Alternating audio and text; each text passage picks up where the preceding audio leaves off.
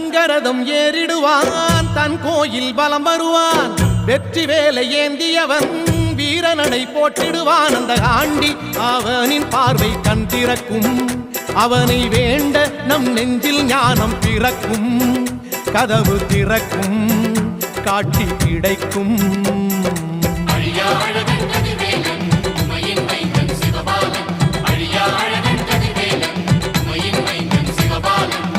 Thaipusam வந்ததையா, Thaipusam வந்ததையா, Thaipusam வந்ததையா, Thaipusam வந்ததையா.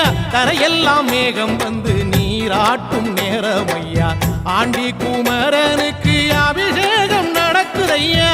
தந்தனம் பன்னீரும் திருநீரும் மணக்குதையா.